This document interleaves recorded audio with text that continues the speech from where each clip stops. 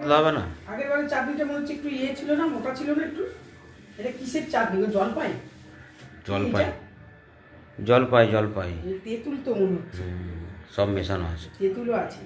আর দেখো ধোকলা ধোকলা ধোকলা। ছেদে শুয়ে পড়বে। আজকে এক্ষুনি ধোকলা খাবো। আজকে ধোকলা নিয়ে এসছে, তাড়াতাড়ি ঘরে এসছে।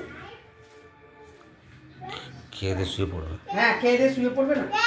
এই দেখো তোমার ব্যাগ নিয়ে এসছি।